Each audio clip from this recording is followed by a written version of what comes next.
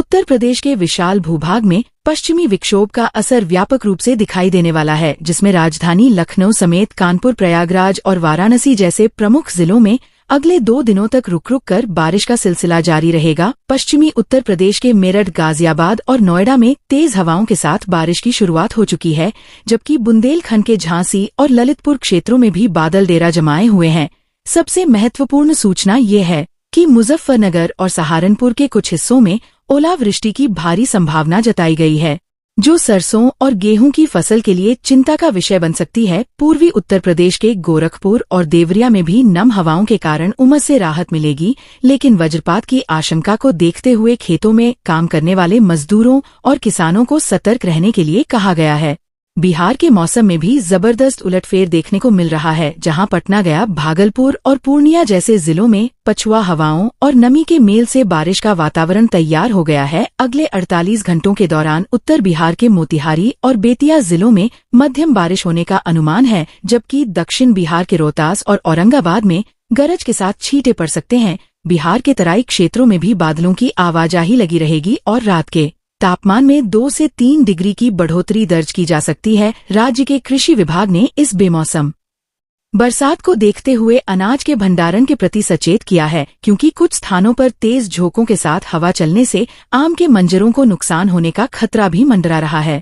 मध्य प्रदेश के मध्य और उत्तरी हिस्सों में मौसम विभाग ने येलो अलर्ट जारी किया है, जिसके तहत भोपाल, इंदौर, ग्वालियर और जबलपुर जैसे बड़े शहरों में गरज चमक की गतिविधियां तेज होने वाली हैं। ग्वालियर और चंबल संभाग के जिलों में पश्चिमी विक्षोभ का सबसे ज्यादा असर रहेगा, जिसके कारण शिवपुरी और दतिया में ओलावृष्टि की संभावना बहुत अधिक बढ़ गई है। मालवा क्षेत्र के उज्जैन और धार में भी हल्की बारिश होने से मौसम सुहावना बना रहेगा, लेकिन अचानक होने वाली इस मौसमी हलचल से फसलों पर कीटों का हमला बढ़ने का डर है। सागर और रीवा संभाग में भी 48 घंटों तक आसमान बादलों से ढका रहेगा और बिजली कड़कने की घटनाओं में वृद्धि देखी जा सकती है, इसलिए नागरिकों को पेड़ों के नीचे शरण न लेने की हिदायत दी गई है।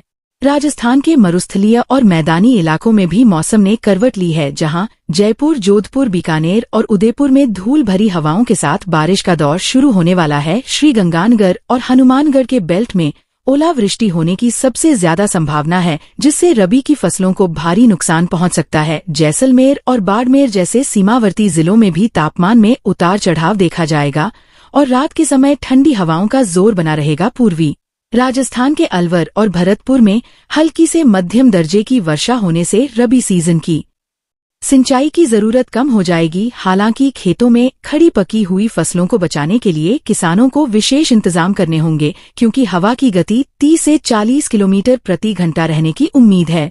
झारखंड के रांची, जमशेदपुर और धनबाद जैसे औद्योगिक क्षेत्रों में भी बादलों का डेरा रहेगा और बंगाल की खाड़ी से आ रही नमी के कारण यहां छिटपुट बारिश देखने को मिल सकती है। हजारीबाग और पलामू के पहाड़ी क्षेत्रों में सुबह के समय हल्का कोहरा और दिन में आंशिक रूप से बादल छाए रहेंगे, जिससे अधिकतम तापमान में कमी आएगी। संताल परगना के जिलों में भी वज्रपात की संभावना को देखते हुए आपदा प्रबंधन विभाग ने एडवाइजरी जारी की है और लोगों को खुले मैदानों में न जाने की सलाह दी है। अगले 48 घंटों तक मौसम का मिजाज इसी प्रकार अनिश्चित बना रहेगा और कहीं कहीं तेज गरज के साथ बिजली गिरने की घटनाएं भी सामने आ सकती हैं। छत्तीसगढ़ के रायपुर, बिलासपुर और दुर्ग संभाग में भी मौसम शुष्क रहने के बाद अब बदलाव की ओर है और यहां उत्तरी हवाओं के प्रभाव से कुछ जिलों में हल्की वर्षा दर्ज की जा सकती है। बस्तर और जगदलपुर के दक्षिणी हिस्सों में भी बादलों का आना जाना लगा रहेगा, जिससे गर्मी से थोड़ी राहत मिलेगी। सरगुजा और अंबिकापुर के इलाकों में न्यूनतम तापमान में थोड़ी गिरावट आएगी और कहीं कहीं ओलावृष्टि जैसी स्थिति बन सकती है। राज्य के मध्य भाग में उमस भरी गर्मी के बाद शाम के समय गरज के साथ बौछारें पड़ने से आम जनता को राहत मिलेगी, लेकिन किसानों को अपनी उपज को ढक कर रखने का निर्देश दिया गया है। उत्तराखंड और हिमाचल प्रदेश के पहाड़ी राज्यों में पश्चिमी विक्षोभ का तांडव सबसे अधिक देखने को मिलेगा, जहां देहरादून, नैनीताल और हरिद्वार में भारी बारिश की चेतावनी दी गई है। पहाड़ी क्षेत्रों जैसे उत्तरकाशी, चमोली और पिथौरागढ़ में बर्फबारी के साथ साथ निचले इलाकों में ओलावृष्टि का संकट मंडरा रहा है। हिमाचल प्रदेश के शिमला, मनाली और लाहौल स्पीति में हिमपात होने से रास्तों के बंद होने की खबर मिल रही है और अगले 48 घंटों तक पर्यटकों को ऊंचाई वाले स्थानों पर न जाने की सलाह दी गई है। कांगड़ा और कुल्लू में भारी बारिश के कारण भूस्खलन का खतरा भी बढ़ गया है, जिससे जनजीवन अस्त-व्यस्त होने की पूरी संभावना बनी हुई है।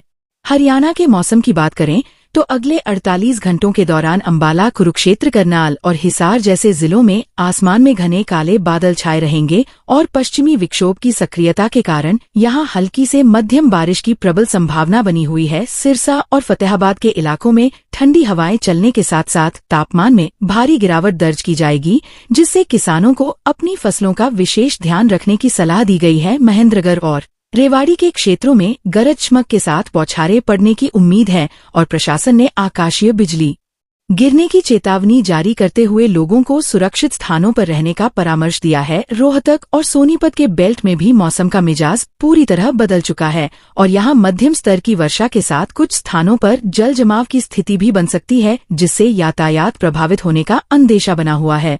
तटीय इलाकों की बात करें तो भारत के समुद्री क्षेत्रों जैसे ओडिशा, आंध्र प्रदेश, तमिलनाडु और केरल के किनारों पर चक्रवाती परिसंचरण के प्रभाव से भारी से बहुत भारी बारिश की संभावना बनी हुई है। बंगाल की खाड़ी और अरब सागर से उठने वाली नम हवाएं तटीय जिलों जैसे विशाखापत्तनम, चेन्नई और कोच्चि में तेज हवाओं के साथ भारी जल प्रलय जैसी स्थिति पैदा कर सकती हैं।